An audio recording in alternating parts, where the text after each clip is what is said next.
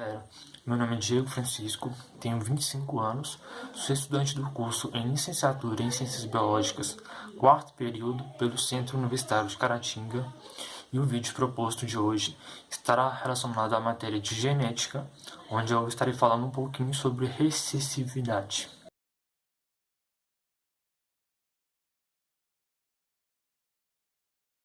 Hoje em dia, é bem clara a ideia de que as características de cada ser vivo são determinadas pelos genes, uma sequência de nucleotídeos localizada no DNA.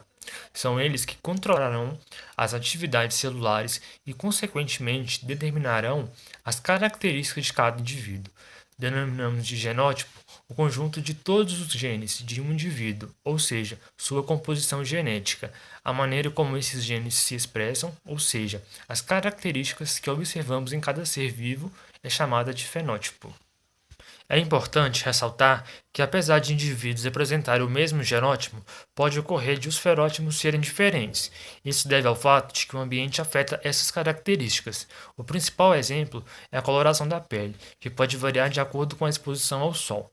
Isso significa que o fenótipo variou, e não o genótipo. Os genes estão localizados em cromossomos, sendo a sua posição chamada de locus gênico. Na espécie humana, os cromossomos são encontrados em pares, um herdado da mãe e o outro do pai, possuindo o mesmo forma e tamanho. Esses cromossomos são chamados de homólogos. Os cromossomos homólogos, em genes para determinadas características, ocupam o mesmo locus, ou seja, eles possuem os genes distribuídos da mesma maneira. E esses genes, entretanto, podem se apresentar de maneiras distintas, que são chamadas de alelos. Porém, mesmo contendo informações diferentes, eles estão relacionados com determinadas características e são o mesmo gene. Os alelos podem ser dominantes ou recessivos. Denominamos de alelo dominante aquele que sozinho consegue expressar uma determinada característica. Já o alelo recessivo só consegue se expressar em pares.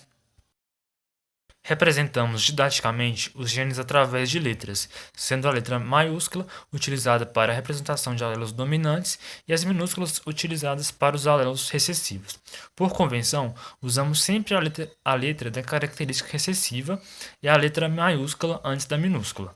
Quando um indivíduo possui os dois alelos iguais, dizemos que ele é homozigoto. Exemplo, Bzão Bzão e Bzim Bzim. Já quando ele apresenta alelos diferentes, exemplo, Bzão Bzinho, dizemos que ele é heterozigoto. Para ilustrar melhor o que é recessividade, vamos tomar como exemplo o albinismo, uma condição que impossibilita a produção de melanina. Representaremos o alelo dominante por azão e o recessivo por azinho. Essa característica é determinada por um par de alelos recessivos, ou seja, uma pessoa só é considerada albina se ela possui um alelo recessivo herdado da mãe e outro do pai. Chamamos o albinismo de herança recessiva.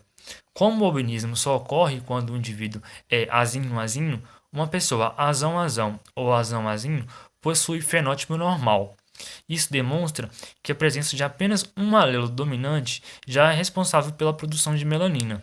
Vale destacar que uma pessoa azão-azão não possui a pele mais escura que uma pessoa azão-azinho.